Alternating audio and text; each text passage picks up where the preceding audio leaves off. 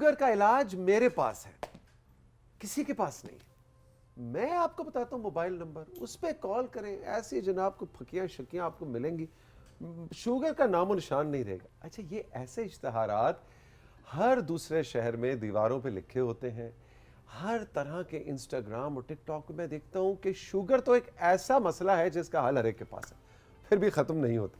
आज हमने सोचा कि इसको ज़रा डिटेल में डायसेक्ट करते हैं डॉक्टर यासिर मुमताज़ मलिक के साथ, जो कि एक मेडिकल स्पेशलिस्ट है लेकिन हाइपरटेंशन शुगर इस चीज़ के माहिर हैं, और ज़रा इनसे पूछें कि भाई अगर ये इतना ही आसान है कि मोबाइल नंबर पे कॉल करके शुगर ख़त्म हो जानी है, तो अभी तक हुई कोई नहीं। डॉक्टर साहब गुड मॉर्निंग, अस्सलाम वालेकुम। वालेकुम अस्सलाम, thank you for calling me. बताइए ना, इतना आसान काम है शुगर ख़त्म करना, अभी तक हो नहीं रहा आप लोगों से, ये चक्कर क्या है? सर, शुगर की बात करें तो शुगर ख़त्म करने की तो दूर की बात, अगर आप नेशनल या वर्ल्ड वाइड स्टैट्स देखें तो चाइना और इंडिया के बाद हम तीसरे नंबर पर हैं शुगर की प्रेवेलेंस में। पाकिस्तान पूरी दुनिया में नंबर 3 शुगर पे नंबर 3 पे है। ओके। तो ख़त्म होना तो बहुत दूर की बात है, इट्स राइजिंग बढ़ रही है। ग्रेजुअली, ये तेज़ी से बढ़ रही है, और अभी ये जिस तरह से बढ़ रही है तो हमें डाउट है कि कुछ अरसे के बाद शायद हम सेकंड या फर्स्ट पे लैंड कर जाएंगे। ऐसा क्या खास है पाकिस्तान में लाइफस्टाइल या हमारे खाने या टेंशन? पाकिस्तान का लाइफस्टाइल, पाकिस्तान में खुराक, पाकिस्तान में एक्टिविटी, जैसे हम डिप्राइव्ड हैं, we don't have stadiums, we don't have grounds, we don't have areas जहाँ बच्चे खेल सकें, बच्चे बूढ़े सब लोग जा सकें, वॉक कर सकें, खेल सकें। तो वो सारा हमारा सोशल फैब्रिक इस तरह का है कि हम उस पर नहीं कर सकते, मैनेज नहीं कर पा रहे कि हम जो डाइट खा रहे हैं वो हम डाइजेस्ट ही नहीं कर पाते। तो हमारा ग्लाइसेमिक इंडेक्स, हमारी शुगर ब्लड में ऊंची रहती है, जिसकी वजह से ये इतना बढ़ता जा रहा है। और फिर हमारे फैमिलीज़ में रन कर रही है, उसकी वजह से ये बहुत सारे मसाइल जन्म ले रहे हैं, जिसको मारूसी कहते हैं। जिस बिल्कुल दो तरह की शुगर है। एक ये शुगर होती है जिसमें मारूसी होती है, जिसमें आप इंसुलिन के अलावा कोई दवाई, कोई सिरप, कोई कुछ नहीं दे सकते, कोई उसका कोई और रेमेडी नहीं है। ठीक है। सिर्फ आपने इंसुलिन इंजेक्ट करनी है, जो एडोलेसेंट्स में होती है, यंग बच्चों में होती है, इवन 3 साल 5 साल 7 साल छोटे बच्चों में शुगर डायग्नोज हो जाती है। जिनके पेरेंट्स डायबिटिक हैं, जिनके ग्रैंड पेरेंट्स डायबिटिक हैं, वो फैमिली में रन कर रही है, तो उस सूरत में वो शुरू में 3 साल के बच्चे हम देखते हैं जो इंसुलिन इंजेक्ट कर रहे हैं, उनका हर मील इंसुलिन के साथ होता है।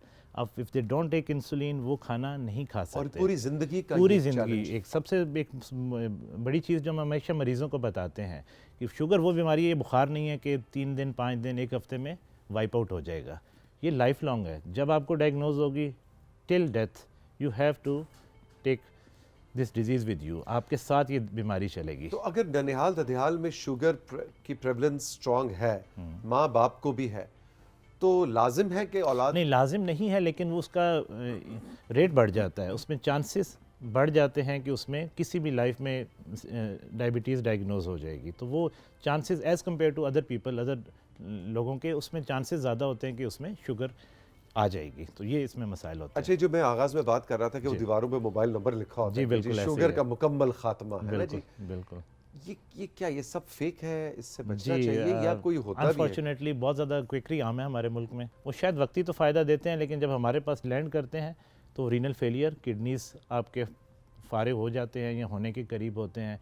पैर पे ज़ख़म, कई दफ़ा हमें अपने सर्जन कोलीग से हेल्प लेके देखना पड़ता है, पैर काटना या उंगलियां काटने की नौबत आ जाती है। तो वो जो इतना मेल प्रैक्टिस चल रही है, उसकी वजह से ये इतना पूरे मुल्क में स्प्रेड है कि लोग अनफॉर्चुनेटली जान नहीं पाते कि किसके पास जाना है, किस से ट्रीटमेंट करवाना है, कहाँ से इलाज के लिए जाना है, किसके पास। तो उस वजह से ये बहुत ज़्यादा क्विकली आम होने की वजह से, और हमारे गवर्नमेंट के चेक भी इतना मजबूत नहीं है, हर बंदा चाहे वो क्वालिफाइड है या नहीं है, वो प्रैक्टिस कर रहा होता है। तो इस वजह से ये प्रॉब्लम्स आते हैं। टेंशन और स्ट्रेस वाली शुगर क्या होती है? टेंशन और स्ट्रेस के साथ जब बहुत आपका बायोकेमिकल चेंजेस आती हैं आपकी ब्रेन में, तो उससे एक चांसेस होते हैं कि आप शुगर की तरफ जा सकते हैं। स्ट्रेस में कुछ हार्मोन ज़्यादा रिलीज़ होते हैं, तो दैट आर प्रोन कि आपको शुगर की तरफ लेके जा सकते हैं। तो एक टेंशन की और एंजाइटी से भी आपको, ऐसे मरीज़ों को जिनमें शुगर के चांसेस हों या आम आदमी को भी, उससे दूर रहना चाहिए। अच्छा, रिवर्स होता है? नहीं, शुगर रिवर्स नहीं हो सकता, अनफॉर्चुनेटली रिवर्स नहीं हो सकता। आप इसको अच्छा वेल कंट्रोल कर सकते हैं, इसको लिमिट्स में रख सकते हैं और एक आम आदमी की तरह ज़िंदगी गुजार सकते हैं। अगर कंट्रोल्ड इंसान की शुगर कंट्रोल्ड है, उसमें और एक नॉर्मल आदमी में कुछ ज़्यादा फ़र्क नहीं है। वो उसी तरह, उसी लाइफ स्पैन भी तकरीबन वही है, उसी तरह वो जी सकता है। तो उसके लिए एजुकेशन, उसके लिए आपकी खुराक, उसके लिए आपकी टाइम पे मेडिसिन, ये सारी चीज़ें इंतहाई ज़रूरी हैं। अगर वो कंट्रोल में है अपना, जिस तरह हम एक टेस्ट करते हैं जिसमें 3 माह की शुगर का हमें पता चलता है, तो हम जब साल में 1 या 2 दफ़ा करते हैं तो मरीज़ की शुगर ठीक है तो वो और एक आम आदमी आर परफेक्टली इक्वल। अच्छा, इसको शुगर क्यों कहते हैं? क्या मीठा मतलब इंसुलिन लेवल्स बढ़ जाते हैं नहीं, ब्लड के अंदर, या ब्लड के अंदर ग्लूकोज का लेवल बढ़ ग्लूकोज जाता का है, लेवल? ग्लूकोज का लेवल बढ़ और जाता ग्लूकोज है। मीठी होती है, ग्लूकोज मीठा होता है, आप इसलिए उसे इसको कह शुगर लें। कहते हैं। इसलिए हम अपनी ज़बान में शुगर कहते हैं। वैसे डायबिटीज़ मेलाइटिस इसका मेडिकल नेम है, डायबिटीज़ कहते हैं हम इसको। डायबिटीज कहते हैं, डायबिटीज़ लेकिन कहते हैं। आम आम अल्फाज में जब हमारी पॉपुलेशन में हम इसको तो शुगर को मीठे यूज़ का करते हैं। मीठे का तोड़ तो हुआ कड़वा, तो क्या कड़वी चीजें ये कुछ बैलेंस नहीं होना चाहिए? करेले नहीं, शरेले ज्यादा नहीं, खाएं इस या- तरह नहीं, करेले से नहीं। जिस तरह आप लेट्स सी हम रोटी की अगर हम बात करें तो एक चपाती पाकिस्तान में अब डिफरेंट साइजेस की डिफरेंट एरियाज में बनती हैं। लेकिन नॉर्मल हाँ, एक नॉर्मल चपाती 6 से 10 चम्मच चीनी के बराबर है ना करें। जी। तो अगर आप 3 चपाती खाते हैं तो it's mean you are taking 20 to in between 20 to 30 spoons of white sugar. तो ऐसे मुमकिन नहीं है कि आप उसके साथ आप करेले खा लें, तो करेले के साथ रोटी के कम्बिनेशन में शुगर लेवल तो आपका ऊपर ही रहेगा, वो आप कंट्रोल नहीं कर सकते उसको। तो इस तरह से जो सबसे ज़रूरी होता है अद्वियात के बाद, हम जो शुगर के मरीज़ों को कहते हैं कि आपने दिन में 3 मील्स नहीं लेने। जैसे अब हम आम लोग जिनको डायबिटीज़ नहीं हो, ब्रेकफास्ट लंच डिनर आमतौर पर ऐसे किया जाता है।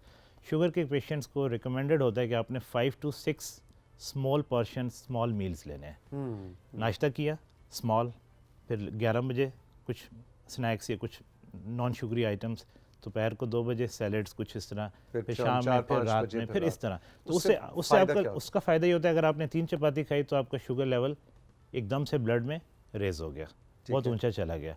लेकिन अगर आप एक चपाती, हाफ चपाती, साथ आप एग ले लेते हैं, साथ थोड़ा सा कॉफ़ी, लिया। नॉन स्वीट कॉफ़ी या कुछ भी चाय ले लेते हैं, तो वो बैलेंस रहता है। उससे आपकी शुगर एकदम ब्लड में उसका लेवल बढ़ेगा नहीं, वो ठीक रहेगा। फिर आप 11 बजे फिर थोड़ा सा ले लेंगे तो वो एक बैलेंस चलता रहेगा। दवाई भी अपना काम कर रही होगी, आपकी खुराक के साथ भी उसको तो एक कंट्रीब्यूट हो moderate रहा होगा। level एक पे वो मॉडरेट चलता लेवल, है। बिल्कुल एक मॉडरेट लेवल आपको ब्लड में चाहिए शुगर को कंट्रोल करने के लिए। तो जिसने एक हैवी मील सुबह किया, फिर एक हैवी मील रात को किया, तो वो आपकी शुगर इसी तरह प्लेटो की सूरत में ब्लड में रहेगी। एकदम बहुत ऊंची चली जाएगी, फिर बहुत नीचे भी आ सकती है। अगर आपने 12 आवर्स की फास्टिंग कर ली तो शुगर लेवल कम भी हो सकता है। तो वो दोनों उसमें प्रॉब्लम्स आते हैं। तो हमेशा होता है कि आपने एक स्टडी लेवल, एक ऐसा हॉरिजॉन्टल लाइन पे, जिस तरह हम कहते हैं कि एक हॉरिजॉन्टल लेवल आपने ब्लड में मेंटेन करना है ताकि आपका शुगर उसी रेंज में रहे, उससे ऊपर मत जाए।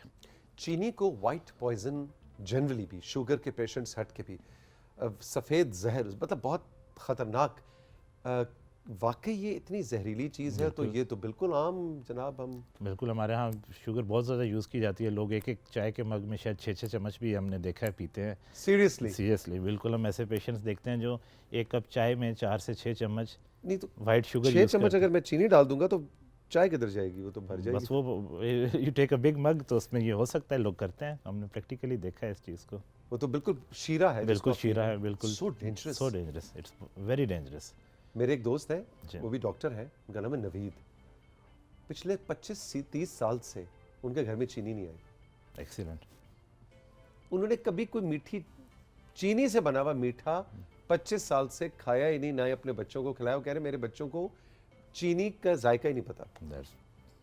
एक दूसरे लेवल की ये अचीवमेंट है। लेकिन इसका काउंटर आर्गुमेंट डॉक्टर साहब जी। ये है कि जिंदगी में अगर मीठा नहीं है तो फिर नहीं, अब ये नहीं कि हो सकता कि आप बिल्कुल क्विट कर दें। ये अब आपने कहा ना, एक और एक्सट्रीम लेवल है कि बिल्कुल उन्होंने इतने सालों से क्विट किया हुआ है, बच्चों को भी डिप्राइव किया हुआ है। ऐसे नहीं, आप एक बैलेंस डाइट में आप मीठा भी खा सकते हैं। ये नहीं कि आपको फ्रूट्स बंद नहीं है, आप फ्रूट खा सकते हैं, एप्पल लें, आप कोई भी नहीं, वो फ्रूट लेना चीनी चाहिए। से रिलेटेड मीठे की बात कर, अच्छा, चीनी की भी पुडिंग्स खजूर, हैं, फल और उससे पुडिंग्स हैं, स्वीटनर्स हैं, मिठाई है, बेकरी आइटम्स हैं, तो आप वो कभी यूज़ कर सकते हैं। इस तरह हार्ड एंड फास्ट नहीं है कि हमेशा के लिए बंद कर दें, लेकिन आपने उसको क्वांटिफाई करना है, आपने अपने मील के साथ उसको एडजस्ट करना है।